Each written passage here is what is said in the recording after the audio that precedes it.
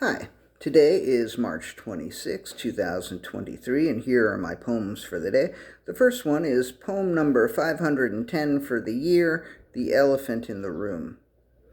The elephant has been in the room all morning. The elephant is a number, and the number seems so large that it is almost as if there is no room for me. 34 years without any non-prescribed mood-altering drug, including alcohol, is an almost absurd amount of time. I can't say it's my greatest achievement because I didn't really do anything. Instead, each day I didn't do something. I didn't do the same thing over and over every day for 12,418 consecutive days. I can't say that I'm proud because it was luck or grace or right place, right time, or stubbornness, or feeling like I didn't really have any choice. But I also can't say that I am unhappy about this elephant. It takes up a lot of room in the room, but oddly, there seems to be a lot more room for me to exist in than there was before the elephant showed up. That poem is kind of illogical, and I wish I had worked on it more. Anyway, next one. Poem number 511, The Secret. The secret to not doing drugs for an extended period of time is not really a secret. There are really only two things you have to do. You have to not do drugs, and you have to not die. There are things that you can do to make it easier. There are groups that you can join. There are principles that you can implement. There are steps that you can take. But many people manage to do it without doing anything else. They simply walk away. Others pray or meditate or masturbate all day. Whatever works is what I say. Whatever works can be your secret. I'll show you mine if you show me yours. Poem number 512, Pain in the Thigh. A little physical pain has been lingering for a while, and that has crowded things out a little bit without any of the expansion that the elephant brings. Most things go away relatively quickly, but this has been around 3 or 4 days. My latest theory is that I need to move and stretch more. That is better than the theory that I am doing too much bike riding. It hurts in my left thigh when I walk, but not when I am riding a bike. If it lasts a few more days, I guess I will have to have it checked out.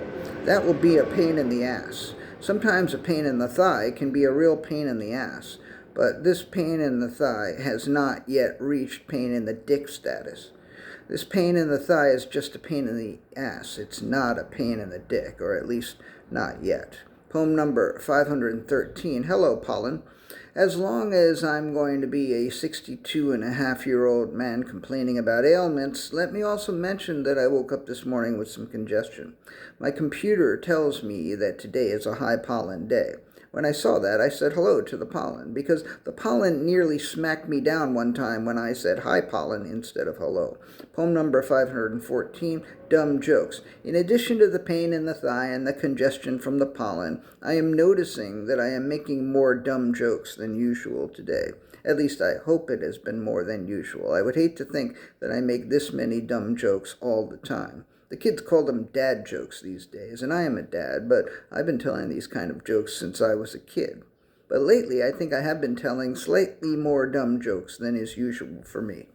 I don't think it's a serious condition, but if it lasts a few more days, I guess I will have to have it checked out. Poem number 515, Pulling Teeth. Sometimes it's like pulling teeth. Of course, if you're a dentist pulling teeth, it's your job. And if you're not a dentist, of course, if you're a dentist, pulling teeth is your job. And if you're not a dentist, you might not have any experience with pulling teeth. Long before anyone said meme, there was a meme of a person with a toothache who would tie a string around the aching tooth and tie the other end of the string to the doorknob and then slam the door. Maybe that was just a movie or TV thing, but maybe somebody has actually done that. Back in the day, dentists didn't use anesthesia. Maybe you were better off just pulling the tooth out yourself. Maybe plenty of people pulled out a rotten tooth back in the day, but the expression is it's like pulling teeth. It's like pulling a tooth. Did people have to pull out more than one of their teeth at the same time? Maybe.